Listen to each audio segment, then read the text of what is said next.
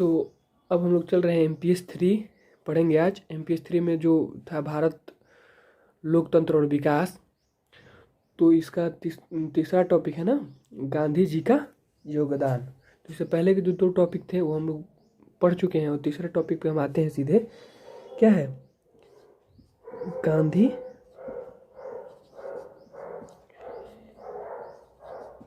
जी का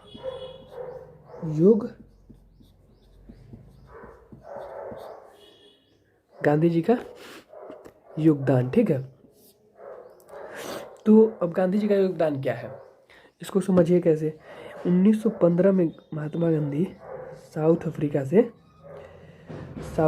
से क्या किए? इंडिया वापस आए। साउथ अफ्रीका से भारत वापस आए। 1916 ईस्वी में इन्होंने साबरमती आश्रम की स्थापना की और लखनऊ अधिवेशन में क्या किया? लखनऊ अधिवेशन में भाग लिया। ठीक है, यहीं पे इनकी मुलाकात किससे हो गई? राजकुमार शुक्ल से।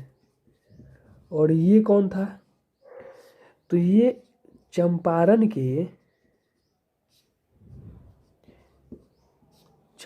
के क्या थे? किसान थे। तो ये लखनऊ अधिवेशन में आए थे बाल गंगाधर तिलक को मनाने कि भाई बाल गंगाधर तिलक जी, आप क्या करिए कि चलिए और हमारे यहाँ चंपारण में क्या है कि किसानों को, चंपारण में होता क्या था वो समझ लीजिए पहले। तो चंपारण में क्या था कि अंग्रेजों द्वारा किसानों पर नील की खेती जबरदस्ती कराई जाती थी। ठीक है, यहाँ पे 3 कठिया प्रणाली लागू थी, जिसके अंतर्गत क्या किया गया था कि अगर आप 20 कट्ठा खेती करेंगे तो 3 कट्ठा आपको नील का उत्पादन करना पड़ेगा। तो इसको क्या कहते थे? 3 कठिया प्रणाली।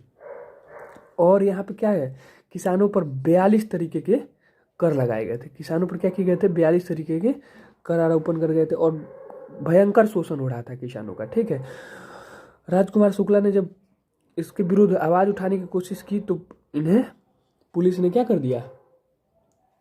बहुत पीटा और काफ़ी समय तक जेल में भी बंद कर दिया।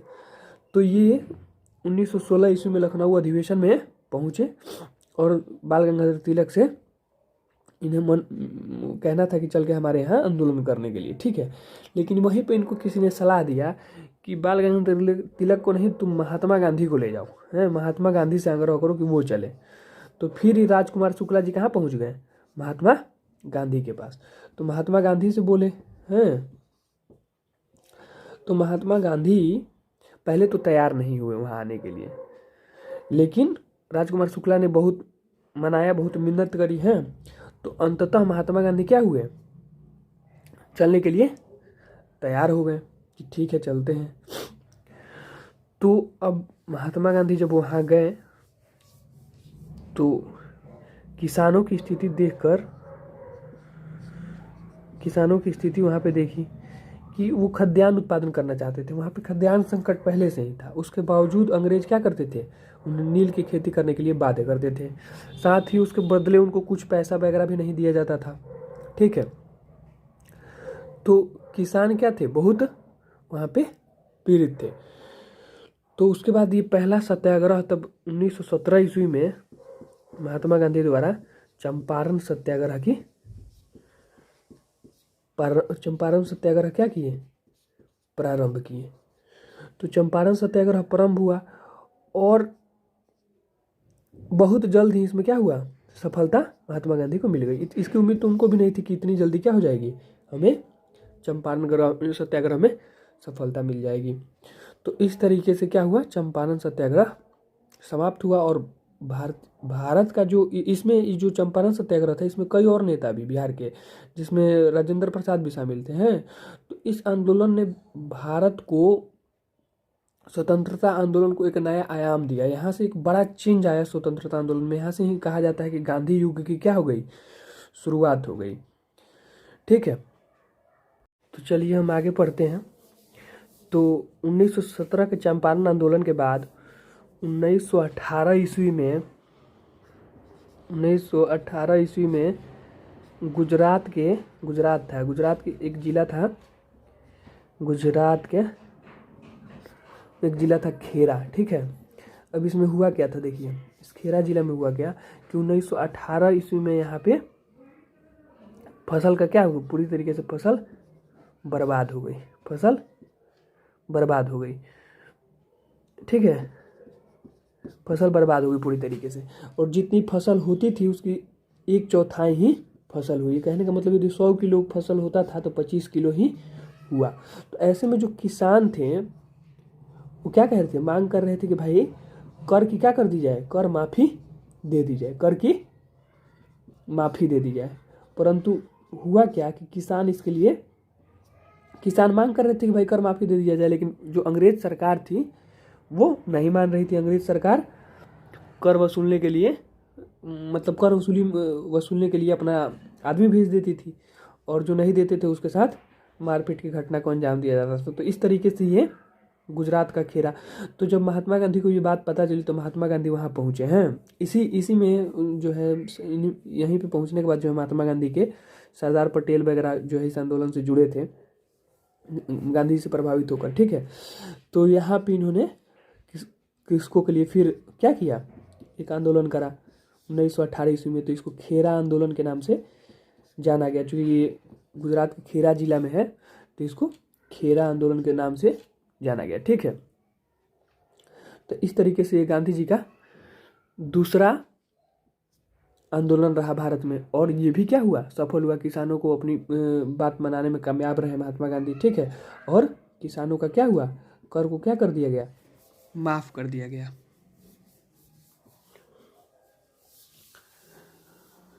तो 1918 ईस्वी में खेरा आंदोलन के बाद ही एक और आंदोलन हुआ, इसको जानते हैं कि मिल मजदूर आंदोलन के नाम से। इसको किस मिल मजदूर आंदोलन के नाम से जाना जाता है, ठीक है। मिल मजदूर आंदोलन के नाम से जाना जाता है। इसमें क्या हुआ था कि देखिए अहमदाबाद में गुजरात का अहमदाबाद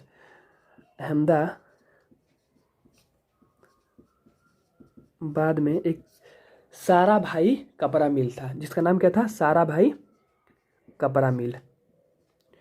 सारा भाई कपड़ा मिल। अब इसमें क्या हुआ,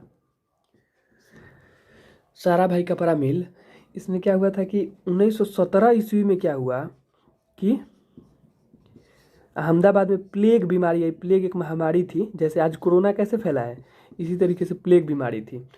तो प्लेग फैला तो किसान अहमदाबाद के जो कपड़ा मिल छोड़कर अपने अपने घर भागने लगे। तो जो मिल के मालिक थे वे जो भाग रहे थे मजदूर, उनको रोकने के लिए क्या किए कि प्लेग बोनस की व्यवस्था लाए, ठीक है। प्लेग बोनस देना शुरू किए। तो कुछ इसको रोकने के लिए कि मजदूर ना भागें प्लेग बोनस की लालच में, तो प्लेग बोनस देना शुरू किए। अब बात आई 1918 आया, तो 1918 में क्या हुआ कि धीरे धीरे क्या हुआ, प्लेग का प्रभाव कम होने लगा। जैसे जैसे देखते हैं ना अभी कोरोना का प्रभाव कम हो रहा है, चीज़ें हो रही हैं, तो उसी तरीके से प्लेग का प्रभाव कम हुआ। तो इन्होंने क्या किया कि 1918 ईस्वी में भी इस प्लेग बोनस को क्या कर दिया, बंद कर दिया। अब ये टाइम क्या था कि द्वितीय विश्व युद्ध चल रहा था पूरी दुनिया में। द्वितीय विश्व युद्ध 1914 से 18 के बीच में हुआ था ना। तो इस दौरान क्या है कि पूरी दुनिया में महंगाई बहुत बढ़ गई थी, तो इसीलिए मजदूरों पर भी इसका प्रभाव पड़ा था। भारत में भी महंगाई बढ़ी थी, तो मजदूर कह रहे थे कि नहीं, आप जो है प्लेग बोनस वापस मत लीजिए, और इसको हमारे क्या कहते हैं, जो मासिक वेतन होता है उसके साथ जोड़ दीजिए, वेतन के साथ जोड़ दीजिए। लेकिन किसान मिल मालिक इसके लिए क्या हुए, जो ये सारा भाई कपड़ा मिल के मालिक थे, वो इसके लिए राजी नहीं हुए। तो अब समय बदला, ठीक है। समय के बदलाव के साथ क्या हुआ, 2-3 चीज़ें इसमें हुई। क्या क्या हुआ देखिए। तो पहली चीज़ हुई कि भाई क्या कहते हैं, उन्होंने कहा मिल मजदूर क्या किए, आंदोलन पे बैठ गए, आंदोलन करने मांग रखी। तो अंग्रेज क्या हुए, 20% देने को तैयार थे, 20% वेतन बढ़ाने की तैयार थे। लेकिन जो मजदूरों की मांग थी वो 50% की थी, ठीक है।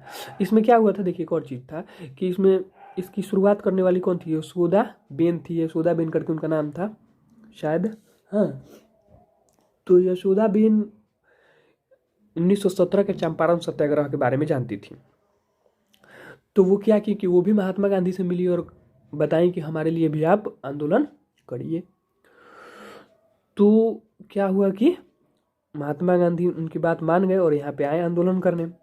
तो यहाँ वो क्या किए, 50% की मांग को लेकर के 50% बढ़ाया जाए बैठे और वो क्या किए, 21 दिनों तक क्या किए, अनशन किए। उनका भारत में ये पहला अनशन था, ठीक है। लेकिन क्या हुआ कि मिल मालिक माने नहीं, तो वो लोग किसी एक उस समय न्यायाधिकरण टाइप का कुछ होता था, वहाँ पे चले गए। तो न्यायाधिकरण का हस्तक्षेप हुआ और बात 35% पे तय हो गई कि 35% क्या होगा, वेतन मजदूरों का बढ़ा दिया जाएगा। तो इसके साथ ये क्या हुआ, एक सफल आंदोलन रहा। तो यानी महात्मा गांधी का 1917 का चंपारण सत्याग्रह, 1918 का खेरा आंदोलन और फिर 1918 में ही मिल मजदूर आंदोलन जो हुआ, ये तीनों ही आंदोलन में क्या हुआ, महात्मा गांधी को सफलता मिली, ठीक है। अच्छा, इन 3 आंदोलनों में आप एक चीज़ कॉमन देख रहे हैं। पहला आंदोलन हुआ 1917 का चंपारण, किसके लिए, कृषकों के लिए, ठीक है। दूसरा आंदोलन हुआ खेरा, किसके लिए, कृषकों के लिए, ठीक है। और चौथा आंदोलन हुआ जो मिल मजदूर वाला, ठीक है, तो किसके लिए हुआ, श्रमिकों के लिए, ठीक है। ये 3 आंदोलन हुए। तो इसमें कृषक, इसमें श्रमिक। तो ये जो कृषक और श्रमिक थे, उस समय भारत की आबादी में 95% कौन था, 95% आबादी क्या थी, या तो कृषक थी या फिर श्रमिक थी, ठीक है। तो 95% आबादी होने के कारण क्या हुआ कि महात्मा गांधी को इन तीनों आंदोलनों ने पूरे भारतवर्ष में क्या कर दिया, इनको प्रसिद्धि प्राप्त हुई और लोकप्रिय हो गए हैं। पूरे भारत में क्या, उनकी लोकप्रियता में काफ़ी वृद्धि किया इन तीनों आंदोलनों ने। और इसके साथ एक चीज़ और क्लियर हो गई कि महात्मा गांधी जो था वो साम्राज्यवाद था, उसके विरोध में पूरी तरीके से क्या हुए, ये देखा गया कि महात्मा गांधी क्या है, साम्राज्यवाद के घोर विरोधी के रूप में दिखाई दिए। चूँकि यह सारे आंदोलन सफल हुए थे, तो एक सफल राजनेता के रूप में भारत में देखे जाने लगे महात्मा गांधी। तो अब नेक्स्ट टॉपिक है गांधी जी का स्वराज सार। क्या है, गांधी जी का स्वराज सार, ठीक है। तो इसमें क्या है चीज़ें, देखिए क्या हुआ, 26 जनवरी 1930 को महात्मा गांधी ने संपूर्ण स्वतंत्रता का व्रत लिया, जैसा कि क्या किया गया था, 1929 के लाहौर प्रस्ताव में मांग किया गया था। तो 26 जनवरी 1930 को इन्होंने क्या किया, संपूर्ण स्वतंत्रता का व्रत लिया। और इसकी मांग पहले ही यानी 1929 के लाहौर प्रस्ताव में की जा चुकी थी, ठीक है। इसी क्रम में उन्होंने एक और काम किया, क्या किया, 30 जनवरी को, हैं 30 जनवरी मतलब 1930 को यंग इंडिया में, ठीक है, यंग इंडिया में। अब यंग इंडिया क्या है, तो यंग इंडिया उस समय की एक साप्ताहिक पत्रिका थी। क्या थी, वीकली साप्ताहिक पत्रिका थी। क्या थी, साप्ताहिक पत्रिका थी जिसको क्या किया जाता था, साप्ताहिक पत्रिका थी जिसको क्या किया जाता था, महात्मा गांधी द्वारा इसको चलाया जाता था। वो अपने विचारों को इसमें लिखते थे, ये अंग्रेजी में उस समय आती थी, ठीक है। तो ये महात्मा गांधी ही इसमें लिखते थे और महात्मा गांधी के विचारों के प्रसार के लिए ये व्यवस्था बनाई गई थी। तो 30 जनवरी 1930 को इस पत्रिका के अंतर्गत क्या किया, स्वतंत्रता के वास्तविक रूप के आबोधन के रूप में क्या गया, कुछ उन्होंने मांग रखी। तो आइए उन मांगों को एक एक करके देखते हैं। अब इसमें देखिए किस किस चीज़ की मांग की गई है। तो पहला था क्या, संपूर्ण निषेध। दूसरा क्या था, पाउंड रुपया विनिमय अनुपात को घटाना। तीसरा क्या था, भूमि लगान को कम करना 50% तक, ठीक है। साथ ही इसको क्या करना, विधायी नियंत्रण के अधीन लाना। चौथा क्या था कि नमक पर जो टैक्स लगाया है उसको खत्म करना। साथ ही जो सेना पर खर्च किया जा रहा है उसे 50% तक घटाना, ठीक है। छठा था कि उच्चतम श्रेणी सेवाओं के वेतनों में आधी अथवा कम कटौती ताकि घटे लगान से मेल खा सके। ठीक है। 7वां क्या है, विदेशी कपड़े पर संरचनात्मक शुल्क दर। 8वां क्या है, तटीय शुल्क दर आरक्षण विधेयक का अधिनियम।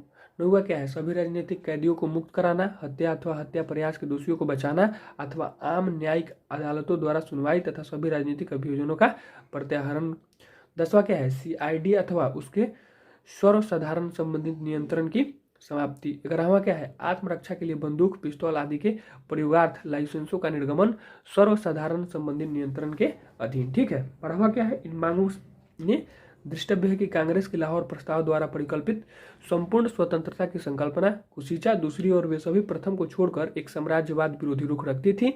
इसके अतिरिक्त 9वीं तथा 10वीं मांग को छोड़कर वे सभी एक आर्थिक संबंध रखती थी। ठीक है। इसी के साथ जो ये आपका टॉपिक था गांधी